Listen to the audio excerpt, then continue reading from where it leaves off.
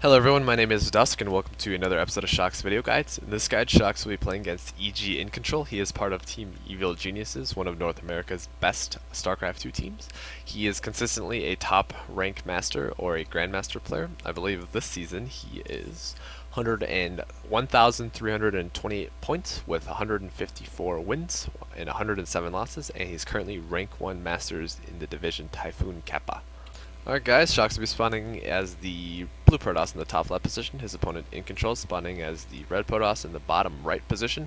And in this game I'm going to give you guys a few tips about Protoss versus Protoss, but we're just basically going to enjoy the game. And so Protoss versus Protoss, obviously a very one-basey matchup. It's just kind of the way how cost effective Protoss units are in the early game, and it gets really out of control once you get a slight advantage over the opponent. And so a lot of these games really get down to one base versus one base, and I believe that's something that Blizzard should be able to fix in the future. As you know, playing macro in the other two matchups and then playing one base is kind of weird. I mean, you don't really learn that much on one base games. Your mechanics don't really improve because you're never exposed to late game situations. And so hopefully in the future, and maybe in Heart of the Swarm, that it's going to become a more dynamic matchup. Anyway though, Protoss versus Protoss, 9 pylon obviously for both sides. Probably going to go for a 12 or 13 gateway from both players, and the beginning is kind of stale. Protoss versus Protoss can't really apply too much early pressure without cannon rushing, or basically 2-gate, or as you guys know, all-in cheeses. And so if you guys want to play like a solid game Protoss versus Protoss, unfortunately it is going to revolve around a one base and not really too much early pressure in the beginning. So both players looks like they're going to be going for a 13 gateway. Chrono boosting out twice, gonna get their gas about 50% of the gateway, or basically 2 supply after the gateway. Gas. And just normal scouting right now. A little bit stale in the beginning. Fun fact about EGiNcontroL, he is a very active member of Team Liquid and part of State of the Game. And so he's a very active member of the community. I believe he's gone to almost all the MLGs. I don't think he's performed very well in most of them, just because he's outshined by some of the other EG players, such as Puma or Hydra or JYP.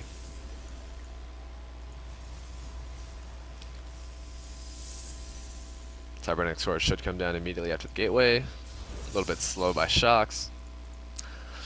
And so in this game, we're going to see how this build deviates basically once the players scout each other. And so EGiNcontroL going to get you going for that first Zealot, and the first Zealot's always good. It's a kind of a safer build. This is going to prevent you from getting Korean 4-gated, which is a really fast 4-gate that you basically build only stalkers. And so Shokz right now doing a little bit of harassment, not very successful in mineral walking, kind of losing that probe. That's kind of big. But what he did scout was the fact that EGiNcontroL had 70 chrono boosts on his Nexus, and he also didn't have a second gas, so that basically means that he's gonna 4-gate. And so on this map, 4-gate really isn't that good. It's actually pretty bad, just because 4-gate, Protoss vs Protoss previously has basically all about 4-gate. Every single map was 4-gate, and for better or for worse, I mean, it made the matchup somewhat simple, as that's all you had to worry about.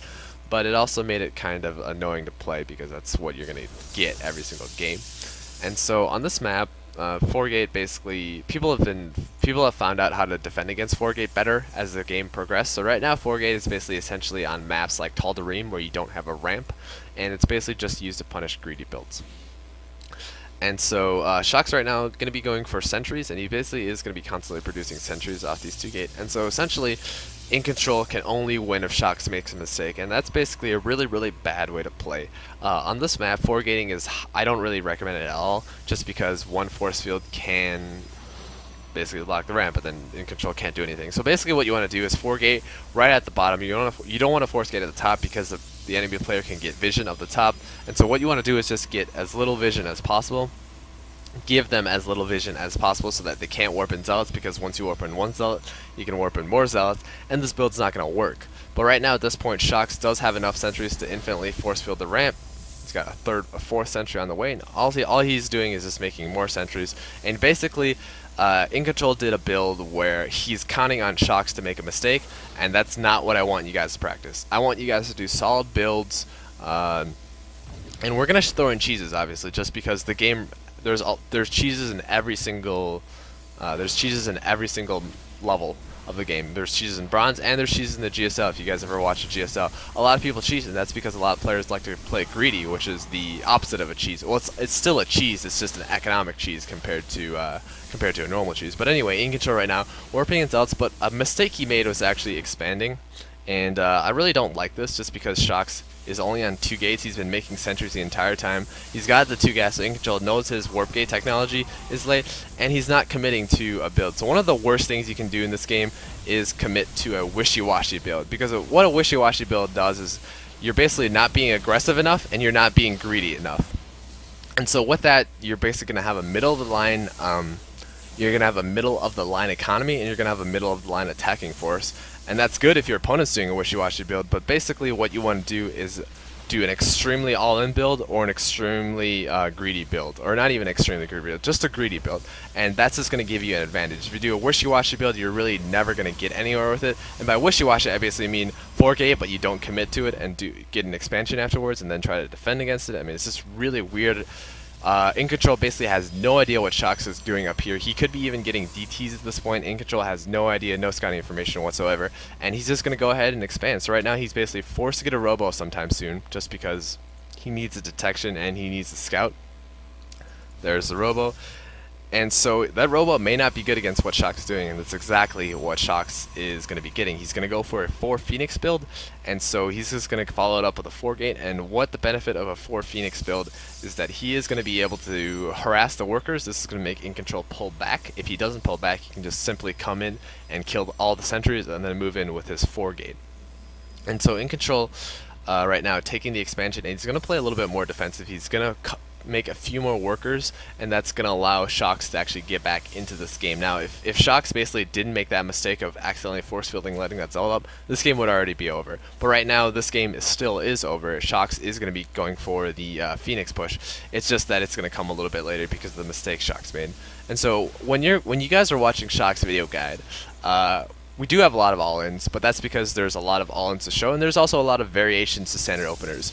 But the takeaway message that I want you guys to think about is first of all, we include the replays of the game, of all the games we do, so you guys can actually watch the games and watch decision making as it happens. I know a lot of players do stream, but they don't really provide all the replays afterwards. We provide every single replay that Shokz plays afterwards, and we also provide guides on specific units. So right now, back to the game. 4 Phoenixes coming out, and the flat pattern is really nice, avoiding the Zelnaga towers. EGiNcontroL right now have to make that first observer just because it could be DTs, and he sees a really scrappy force from Shokz right now. So he's thinking he's pretty far ahead, just because he thought he did a lot of economic damage to Shokz. But then these 4 Phoenixes come in. Now what you want to do with this is not essentially use all of your energy on the Phoenixes. You basically want to get the Protoss to pull back. And when you get the Protoss to pull back, you can bust up the front.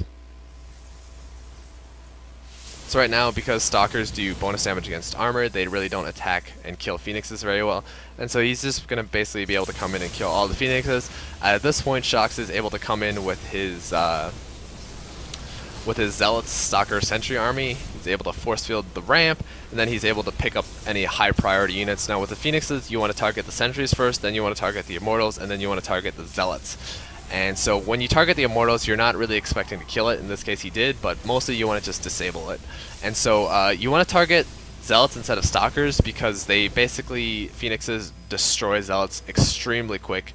And Zealots and Stalkers basically have the same amount of health if you're not really doing bonus damage against them. And so it's much better to target the unit that you kill a lot faster with the Phoenixes.